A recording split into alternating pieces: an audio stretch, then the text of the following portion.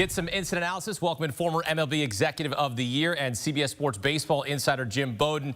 Jim, let's start with the Mets here because these are two teams that are battling atop the NL East, and really the Mets and Phillies making some major moves at the deadline. Before we even get into the moves, this is exciting for the game. This is exciting for baseball when you've got two clubs that are trying to win here, making moves like this to upgrade their bullpen.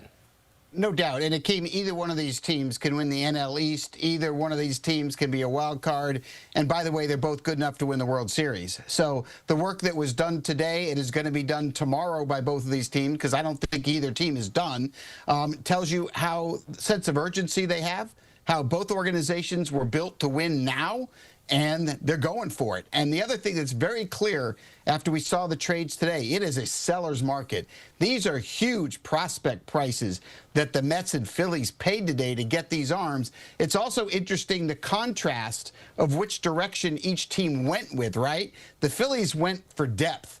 They need to go for depth. Why? Because their starters only go 4 or 5 innings. So they have to build a much deeper bullpen than Philadelphia does. Now, the Phillies have a much better rotation. They've got guys that can go deeper into games. What they needed was that impact closer in the 9th inning to win those one-run games when it's 3-2 in the 9th inning, and they got him. They got the best player that was traded today in Duran of the Minnesota Twins with that 102-mile-an-hour fastball that he has, Akeem. So it's a big day for both teams. The Phillies got the best arm, but the Mets got a lot of depth. If you're grading what the Mets did here on Wednesday, what grade would you be giving them for their moves? Because as you mentioned, they gave up some nice prospects. You saw Drew Gilbert. A lot of fans were a little upset with that. They maybe gave up too much. So how would you grade what the Mets did here on Wednesday?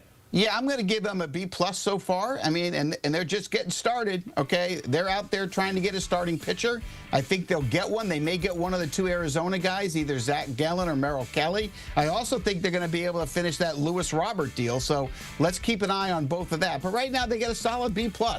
I mean, look, David Stearns did what he had to do with the bullpen.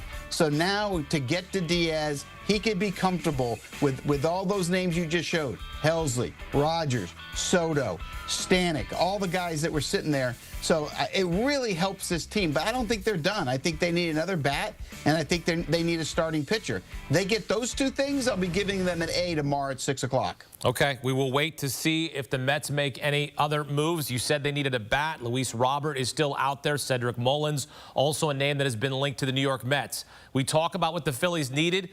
Unfortunately, Seranthony Dominguez gets into issues with PED. They lose their closer. They end up getting Yohan Duran now, and Duran has one of the best fastballs in baseball, as you mentioned. For them, this is instantly their closer in Philadelphia, and his walkout music, it's going to be electric at the ballpark. I mean, it's going to be incredible when he walks out there for the first time at Citizens Bank.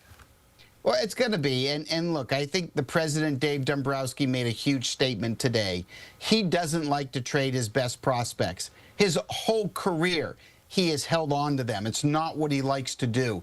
But we got the sense coming into yesterday that Dave Dombrowski feels like he has to win this year. His team is getting older.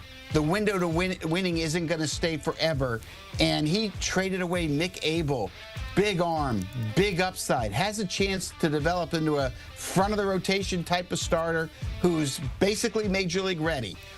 It's hard to trade him, and that young catcher is also a stud. It's not like Dave Dombrowski to trade those 2 guys, but they get to control Duran, and more importantly, Dave Dombrowski felt like that was the missing piece for them to win a world championship, and that's why he decided to pay the price. Just want to correct what I said. I think I said Seranthony Dominguez. Jose Alvarado is who I mentioned, is who I meant with the suspension. But Yohan Duran, I mean, this is an incredible get for Philadelphia, Jim, as you noted. Yeah. When they can turn to him in the 9th inning, what sort of advantage are you getting now that you're Rob Thompson?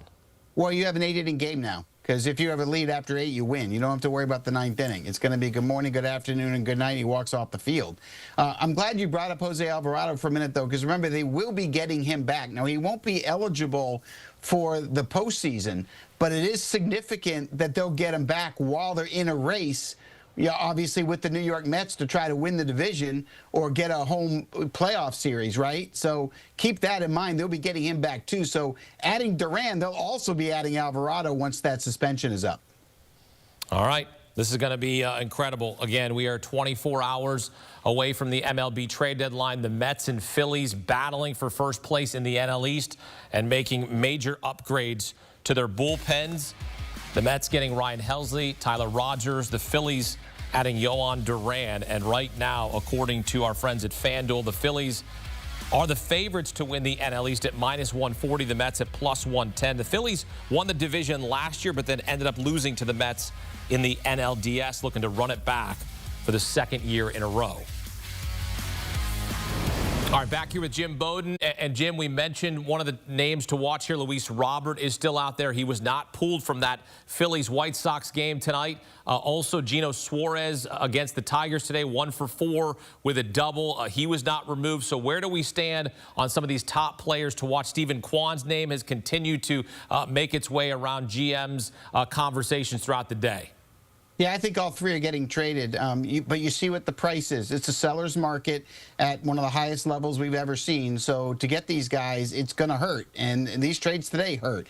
Suarez is going to go, and look, I think the Detroit Tigers, the Seattle Mariners, Chicago Cubs, Milwaukee Brewers should not be ignored here. And look, I've even heard the Phillies and Mets. I have. I don't know if the Phillies make sense now with Abel gone, because I think Abel would have had to be in that deal. We'll wait and see. But I think Suarez is going to be the best power hitter that gets traded. And I do think Robert's going to end up going to either New York or Philadelphia. I kind of feel like the Mets have an edge right now.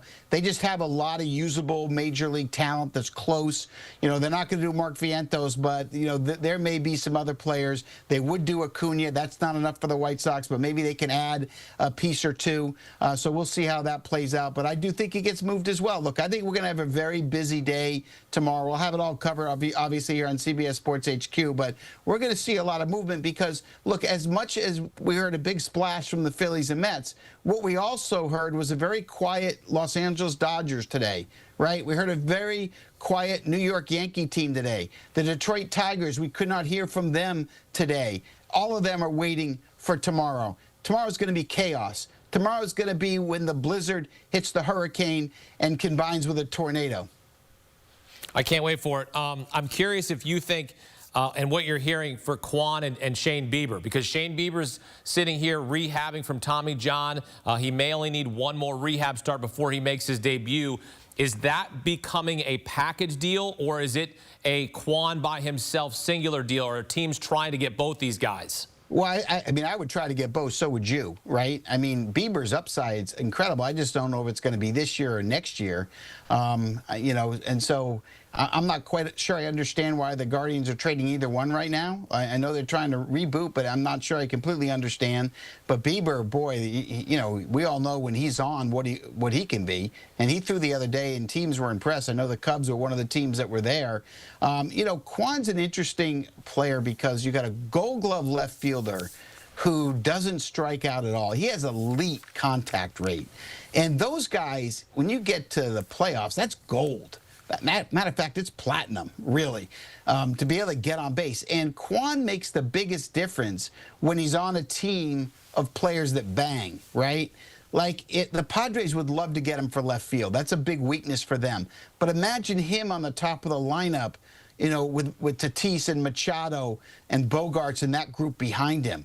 Put him on the Philadelphia Phillies in left field with Schwarber and Harper and that group behind him. I mean, he just becomes so much more valuable than he is with the Guardians. Put him on the Toronto Blue Jays, hitting ahead of Bichette and Guerrero and Barger. I mean, and that team doesn't strike out as a team. Imagine adding another guy like Kwan. So there's so much more value with Kwan on a contending team with a big lineup than he is on the Guardians. So that's going to be interesting. I think you're probably better off separating them than trading them together. But again, it all comes down to what's your best return if you really have to move them. Jim Bowden with the very latest here on CBS Sports HQ. When a deal happens, when a trade is made, Jim will be here with us on HQ to break it down as we continue to get closer and closer to the trade deadline Thursday, 6 p.m. Eastern time. Jim Bowden here with us. Jim, thanks. Thanks again.